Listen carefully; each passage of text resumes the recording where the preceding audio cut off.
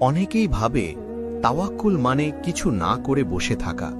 অনেকেই ভাবে আল্লাহর ওপর ভরসা মানে শুধু মুখে বলা আল্লাহ আছেন। কিন্তু না, তাওয়াক্কুল মানে হল চেষ্টা আমি করব, কষ্ট আমি সহ্য করব, হারাম এড়িয়ে চলব, চোখের পানি লুকিয়ে রাখব না, আর ফলাফল আল্লাহর হাতে ছেড়ে দেব। আজ থেকে বহু বহু বছর আগের কথা।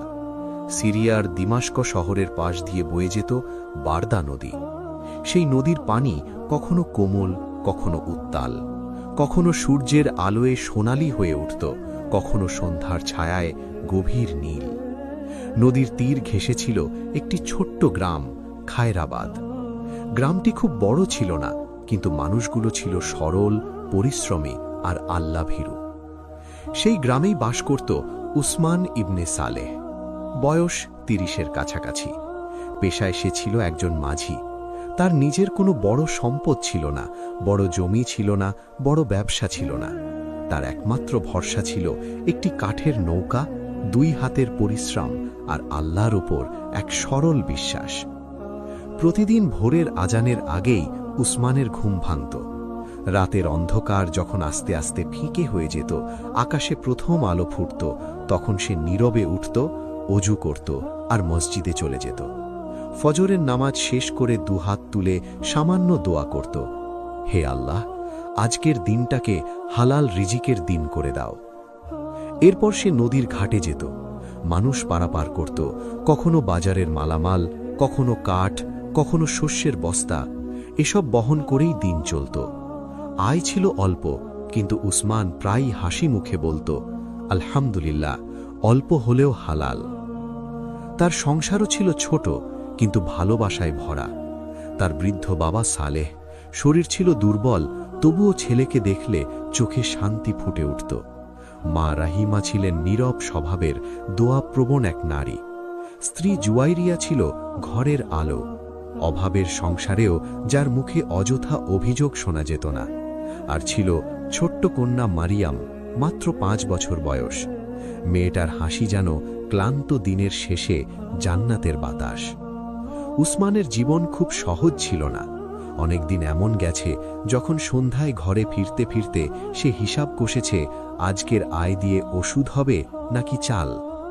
তবুও সে কখনো আল্লাহর দেয়া নিয়ে তিক্ত হয়নি, কারণ তার বাবা ছোটবেলা থেকেই তাকে শিখিয়েছিলেন, বাবা, রিজিক শুধু টাকা না, শান্তিও রিজিক, সুস্থতাও রিজিক, ঈমানও রিজিক, সন্তুষ্ট হৃদয়ও রিজিক।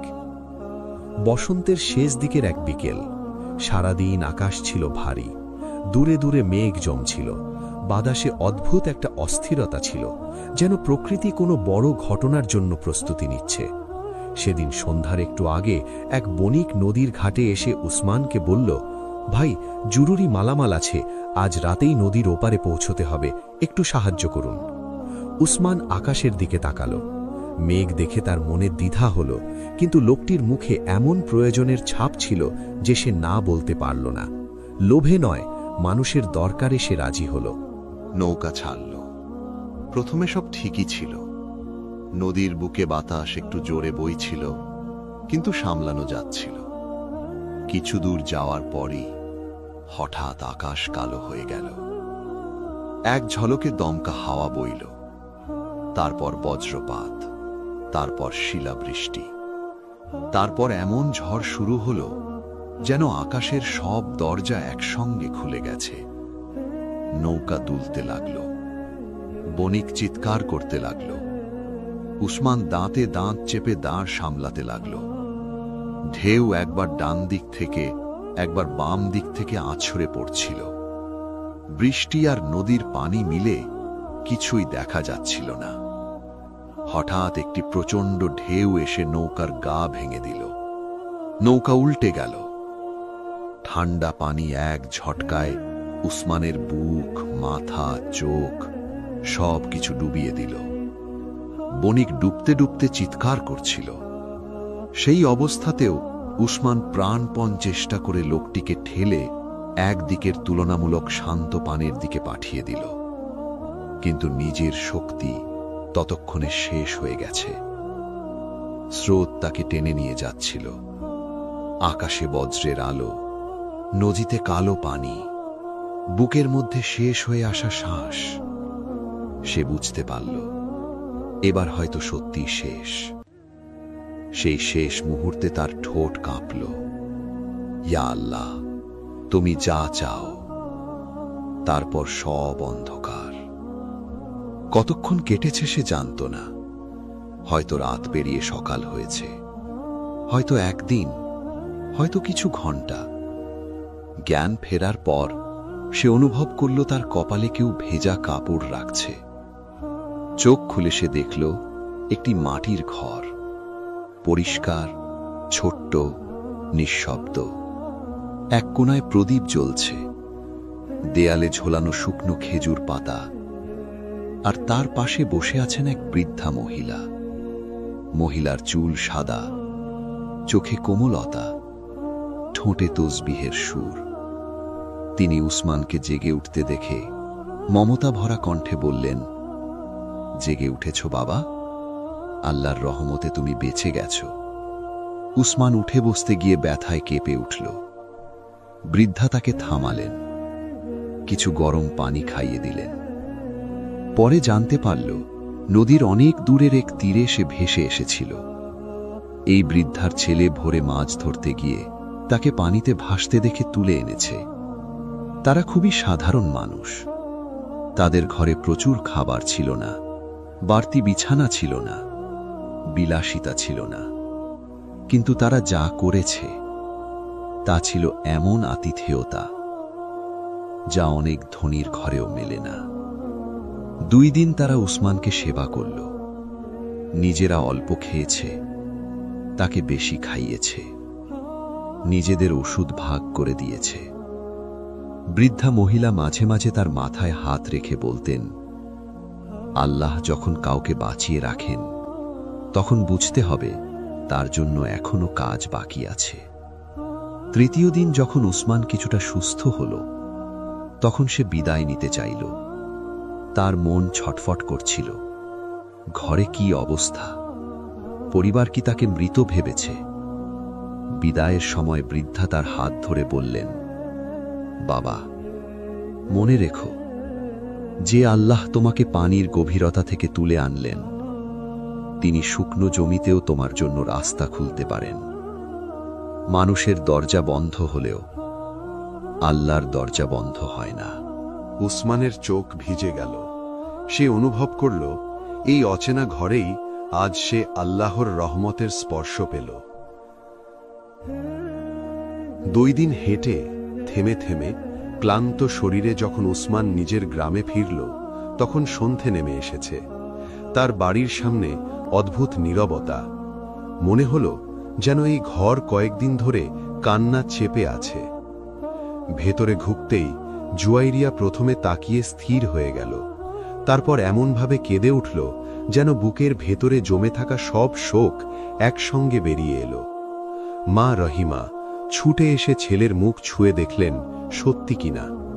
বৃদ্ধ বাবা কাঁপা কাঁপা কণ্ঠে শুধু বললেন, আলহামদুলিল্লাহ, আলহামদুলিল্লাহ। আর ছোট্ট মারিয়াম, সে ঘুম জড়ানো চোখে দৌড়ে এসে বাবার গলায় ঝাঁপিয়ে পড়ল। বলতে লাগল, বাবা, তুমি কোথায় ছিলে? আমি তোমাকে খুঁজেছি। সেই ঘরে কান্না ছিল, কিন্তু সেটা শোকের কান্না ছিল না, ওটা ছিল শুকরিয়ার কান্না।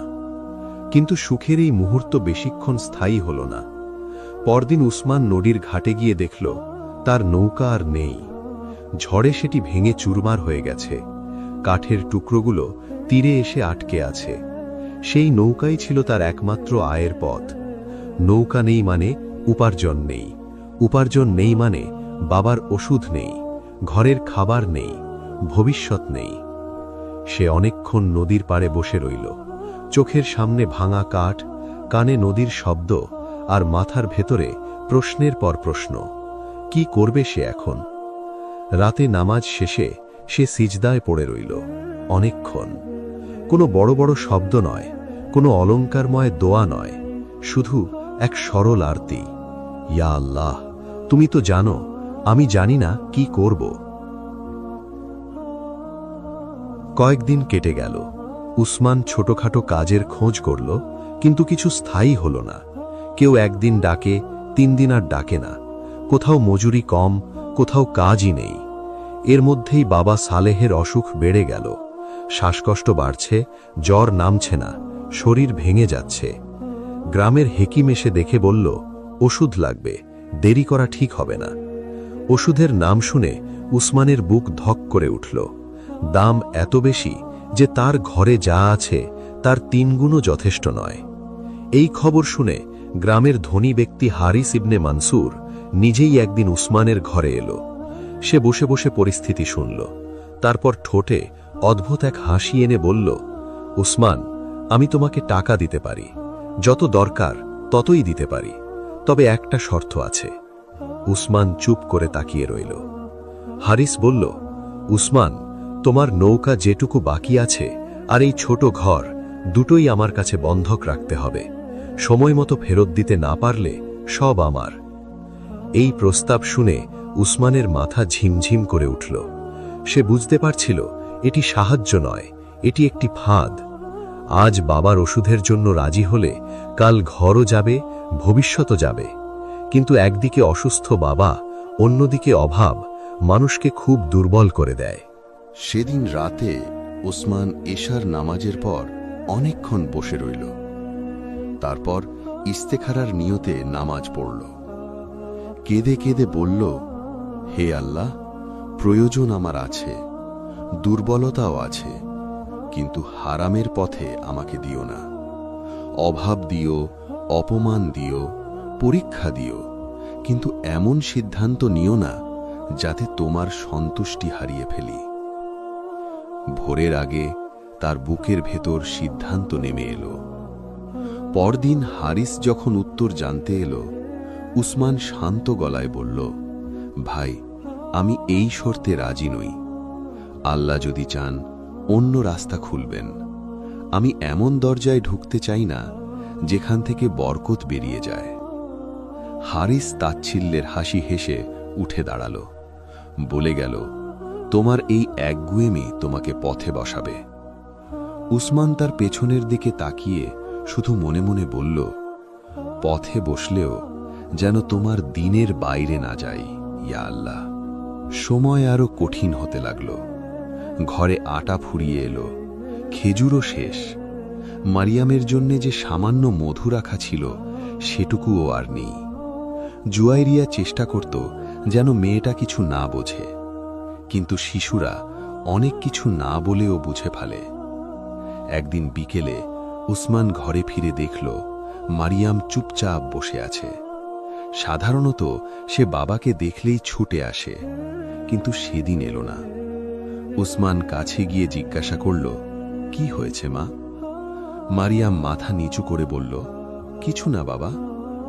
জুয়াইরিয়া পরে ধীরে বলল, ও ক্ষুধার কথা বলতে চাইছে না, মনে করছে তুমি কষ্ট পাবে। এই কথাটা উসমানের বুকের গভীরে ছুরি হয়ে বিঁধল। একজন বাবা যখন দেখেন তার সন্তান ক্ষুধা লোকাতে শিখে গেছে, সেটা তার জন্যে দুনিয়ার সবচেয়ে ভারী দৃশ্যগুলোর একটি। সেদিন আসরের পর উসমান চলে গেল বারদা নদীর তীরে। নদীর পানি ধীরে বয়ে যাচ্ছে, সূর্য ডুবছে, আকাশে কমলা আর ধূসর রং মিশে গেছে। সে দীর্ঘক্ষণ চুপ করে বসে রইল। তার মনে পড়ল সেই রাতের কথা, যখন সে এই নদীতেই ডুবে যাচ্ছিল। তখনও আল্লাহ তাকে বাঁচিয়েছেন। সে অজু করল, খোলা আকাশের নিচে 2 রাকাত নামাজ পড়ল, তারপর সিজদায় গিয়ে ভেঙে পড়ল। চোখের পানি মাটিতে পড়তে লাগল, তার ঠোঁট কাঁপতে কাঁপতে পড়তে লাগল, রব্বি ইন্নি লিমা আনজালতা ইলাইয়া মিন খাইরিন ফাকির। হে আমার রব, তুমি আমার প্রতি যে কল্যাণ নাজিল করবে আমি তার মুখাপেক্ষী। এই দোয়াটা পড়তে পড়তে তার বুক হালকা হচ্ছিল, কারণ মানুষ যখন আর কাউকে কিছু বলতে পারে না, তখন আল্লাহর কাছে সব বলতে পারে। ঠিক সেই মুহূর্তে সে পেছনে পায়ের শব্দ শুনতে পেল। উসমান ফিরে তাকালো, দেখল এক মধ্যবয়স্ক লোক দাঁড়িয়ে আছেন। পরনে পাটি পাটি সাদা পোশাক, চোখে প্রশান্তি, মুখে দাড়ি, আর ব্যবহারে বিনয়। তিনি সামনে এসে বললেন, আপনি কি উসমান মাঝি? উসমান অবাক হয়ে বলল, জি, আমি উসমান। লোকটি বললেন, আমি ইয়াহিয়া ইবনে আলী। দামেস্ক থেকে মিশর পর্যন্ত বাণিজ্যিক কাফেলা নিয়ে যাই। নদীপথে কিছু পণ্য পাঠাতে হবে। আমাদের নিয়মিত মাঝি অসুস্থ হয়ে পড়েছে। আমি একজন বিশ্বস্ত দক্ষ মানুষের খোঁজ করছিলাম। গ্রামের কয়েকজন আপনার নাম বলেছে। উসমান বিস্মিত। সে কিছুটা দ্বিধায় বলল, কিন্তু আমার তো নিজের নৌকাই নেই। ইয়াহিয়া হাসলেন। নৌকা আমার আছে। আমার প্রয়োজন মানুষ, এমন মানুষ যে নদীকে চেনে আর যার হাতে আমানত নিরাপদ থাকে। আমি শুনেছি আপনি সেই মানুষ। ওসমানের গলা শুকিয়ে গেল। মাত্র কিছুক্ষণ আগেই সে সিজদায় কাঁদছিল, আর এখন আল্লাহ যেন তার সামনে হঠাৎ করেই এক দরজা খুলে দিলেন। সে মাথা নিচু করে বলল, আলহামদুলিল্লাহ, যদি আপনি আমাকে উপযুক্ত মনে করেন আমি চেষ্টা করব। ইয়াহিয়া বললেন, আজই প্রস্তুত হন, রওনা হব কাল ভোরে। আর এই নিন কিছু অগ্রিম, ঘরের প্রয়োজন মেটান। উসমান টাকাগুলো হাতে নিয়ে স্থির থাকতে পারল না। এগুলো শুধু টাকা ছিল না, এগুলো ছিল তার সিজদার জবাব। বাড়িতে ফিরে এসে প্রথমেই বাবার ওষুধ কিনল, মায়ের জন্য কিছু শুকনো খাবার, মারিয়ামের জন্য একটু মধু আর ঘরের জন্য আটা চাল নিয়ে এলো। জুয়াইরিয়া সব শুনে অশ্রুজল চোখে বলল, দেখেছ, আল্লাহ দেরি করলেন কিন্তু ছেড়ে দেননি। পরদিন ভোরে ওসমান কাফেলার সাথে যাত্রা শুরু করল। নদীপথ ছিল দীর্ঘ, কঠিন আর ঝুঁকিপূর্ণ। কোথাও খরস্রোত, কোথাও অগভীর চর, কোথাও হঠাৎ বাঁক, কোথাও নদীর বুক অস্বাভাবিক রুক্ষ। কিন্তু উসমান নদীকে চিনত। তার চোখ যেন পানি পড়ে পথ পড়তে পারত। যাত্রাপথে এক রাতে কাফেলা নঙর করে বিশ্রাম নিচ্ছিল। দূরে আকাশ ভরা তারা, নদীর পানি ধীরে শব্দ করছে। ইয়াহিয়া এসে উসমানের পাশে বসলেন। তিনি বললেন, উসমান, তোমাকে দেখে আমি একটা জিনিস বুঝতে পারি না। এত কষ্ট, এত পরীক্ষা, তবুও তোমার ভেতরে এত শান্তি আসে কোথার থেকে? উসমান কিছুক্ষণ চুপ করে রইল। তারপর আকাশের দিকে তাকিয়ে মৃদুস্বরে বলল, যখন মানুষ ভাবে সে নিজেই সব সামলাবে, তখন তার বুক ভেঙে যায়। আর যখন সে বুঝে আমি চেষ্টা করব, সামলাবেন আল্লাহ, তখন বুক হালকা হয়ে যায়। কষ্ট থাকে, কিন্তু কষ্টের ভেতর ডুবে যাওয়া লাগে না। ইয়াহিয়া মন দিয়ে শুনছিলেন। উসমান আবার বলল, আল্লাহ যদি পরীক্ষা দেন, বুঝি তিনি আমাকে ফেলে দেননি। তিনি আমাকে দেখছেন, আর তিনি যখন দেখছেন তখন আমি একা না। ইয়াহিয়া সেদিন আর কিছু বললেন না, কিন্তু সেই কথাগুলো তার অন্তরে গেঁথে গেল। কাফেলায় ছিল দামি কাপড়, মশলা, ধাতব সামগ্রী আর কিছু অলংকার। যাত্রা ভালোই চলছিল, কিন্তু এক রাতে উসমান অনুভব করল কিছু একটা ঠিক নেই। রাতে নঙর করা অবস্থায় সে শুনতে পেল কাফেলার দুই রক্ষী ফিসফিস করছে। তারা ভাবছে রাতে যখন সবাই গভীর ঘুমে থাকবে, তখন কিছু মূল্যবান মালামাল নিয়ে পালাবে। নদীপথে হারিয়ে গেলে কাউকে আর ধরা যাবে না। উসমানের সামনে কঠিন সিদ্ধান্ত। চুপ থাকলে সে নিজে নিরাপদ থাকে, কিন্তু ইয়াহিয়া তার উপর ভরসা করেছেন। এই পণ্য তার আমানত। একজন মুমিনের জন্য আমানতদারি শুধু ভালো গুণ নয়, এটা দায়িত্ব। সে দেরি করল না। তৎক্ষণাৎ ইয়াহিয়াকে জাগিয়ে সব জানালো। সতর্ক ব্যবস্থা নেওয়া হলো। দুই রক্ষীকে হাতে নাতে ধরা হলো। কাফেলার সব পণ্য নিরাপদ রইল। ভোরে ইয়াহিয়া সবাইকে সামনে দাঁড় করিয়ে বললেন, আজ রাতে এই কাফেলার মালামাল নয়, আমার বিশ্বাস বেঁচে গেছে, আর যিনি তা রক্ষা করেছেন তিনি উসমান। উসমান মাথা নিচু করে রইল। সে জানত, প্রশংসা মানুষকে বড় করে না, বরং পরীক্ষা করে। যাত্রা সফলভাবে শেষ হল। গন্তব্যে পণ্য পৌঁছে গেল। ব্যবসায় ভালো লাভ হল। ইয়াহিয়া উসমানকে ডেকে আলাদা করে বসালেন। তিনি বললেন, উসমান, আমি তোমাকে মজুরি দেব এটা তো ছিলই, কিন্তু আজ আমি তোমাকে একটি প্রস্তাবও দিতে চাই। আমার বাণিজ্যিক কাফেলার নদীপথের স্থায়ী দায়িত্ব তুমি নেবে। আমার এমন একজন দরকার যে পানির রাস্তা জানে আর যে মানুষ হিসেবেও নিরাপদ। উসমান বিস্ময়ে তাকিয়ে রইল। এই প্রস্তাব তার জন্য শুধু কাজ নয়, এটি ছিল জীবনের মোড় ঘুরে যাওয়ার মতো। সে ধীরে বলল, ইনশাল্লাহ, যদি আল্লাহ তাওফিক দেন আমি এই দায়িত্ব সৎভাবে পালন করব। বাড়ি ফেরার সময় তার হাতে ছিল যথেষ্ট অর্থ। নতুন নৌকা কেনা যাবে, বাবার চিকিৎসা হবে, কয়েক মাসের ঘর খরচ চলে যাবে। কিন্তু সবচেয়ে বড় কথা, তার অন্তর পূর্ণ ছিল শুকরিয়ায়। গ্রামে ঢোকার সময় তার চোখ বারবার ভিজে উঠছিল। দূর থেকে মারিয়াম তাকে দেখে ছুটে এলো, বাবা, বাবা এসেছে। সেই ডাক শুনে উসমান মেয়েকে কোলে তুলে নিল। তার মনে হলো এই পৃথিবীর সব প্রাপ্তির চেয়েও এই মুহূর্ত বড়। এরপর ধীরে ধীরে উসমানের সংসারে পরিবর্তন এলো। সে নতুন নৌকা কিনল, বাবার নিয়মিত চিকিৎসা শুরু হলো, ঘরে স্বস্তি ফিরল, মায়ের মুখে চিন্তার রেখা কমল। মারিয়ামের জন্য নতুন পোশাক এলো, জুয়াইরিয়ার রান্নাঘরে আর প্রতিদিন হিসাব করে আগুন জ্বালাতে হতো না।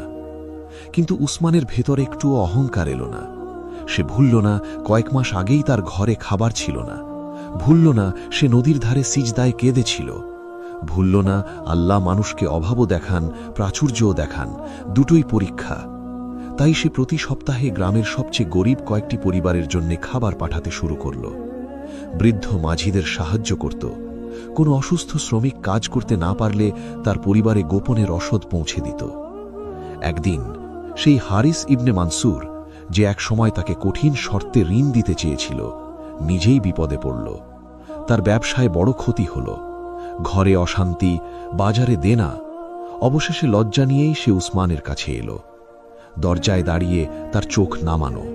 উসমান তাকে ভেতরে বসালো, পানি দিল, খাবার দিল। তারপর শান্তভাবে বলল, ভাই, কি দরকার? হারিস কাঁপা গলায় বলল, আমি সাহায্য চাইতে এসেছি। উসমান একটু চুপ করে বলল, আপনি যা প্রয়োজন ইনশাল্লাহ আমি দেব। কোনো বন্ধক নেই, কোনো সুদ নেই, কোনো শর্ত নেই। আল্লাহ আমাকে যে হাতে দিয়েছেন, আমি চাই না সেই হাত কারো গলায় ফাঁস হয়ে যাক। হারিসের চোখে পানি এসে গেল। সেদিন সে বুঝল, হালাল রিজিক মানুষকে শুধু সচ্ছল করে না, চরিত্রকেও সুন্দর করে। বছর কয়েক কেটে গেছে। মারিয়াম এখন একটু বড় হয়েছে, বুঝতে শিখেছে, ভাবতে শিখেছে। এক সন্ধ্যায় সে বাবার পাশে বসেছিল। বারদা নদীর দিকে তখন নরম আলো পড়েছে। সে বাবাকে জিজ্ঞেস করল, বাবা, আমাদের এত কষ্টের সময়ও তুমি ভেঙে পড়োনি কেন? ওসমান মেয়ের মাথায় হাত বুলিয়ে মৃদু হেসে বলল, কে বলেছে ভেঙে পড়িনি মা, আমি কেঁদেছি। মারিয়াম বিস্মিত হয়ে বলল, তাহলে আমি তো দেখিনি। উসমান বলল, কারণ আমি মানুষের সামনে কম কেঁদেছি, আল্লাহর সামনে বেশি কেঁদেছি। সিজদায় কাঁদলে মন হালকা হয়। যখন তুমি আল্লাহকে বলো আমি পারছি না, তখন আল্লাহ তোমার হৃদয় বলেন আমি আছি। এই কথা শুনে মারিয়াম চুপ করে রইল। তার ছোট্ট হৃদয়ে সেদিন তাওয়াক্কুলের প্রথম বীজ রোপিত হল। বছর থেকে বছর গড়াল। উসমানের চুলে পাক ধরল, মুখে বয়সের রেখা এলো, কিন্তু তার চোখের নূর কমল না, বরং মনে হতো কষ্ট আর শুকরিয়া মিলে মানুষটাকে আরো গভীর করেছে।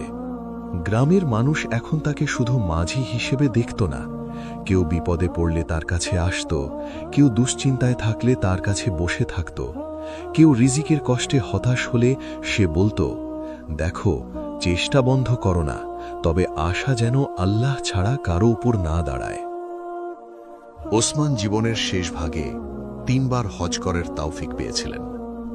কাবার সামনে দাঁড়িয়ে যখন কাঁদতেন, তখন তার মনে পড়ত ঝড়ের রাত, মনে পড়ত ভাঙা নৌকা, মনে পড়ত মারিয়ামের ক্ষুধা লোকানো মুখ, মনে পড়ত নদীর তীরে সেই সিজদা, আর মনে পড়ত আল্লাহ কিভাবে এক এক করে দরজা খুলে দিয়েছেন।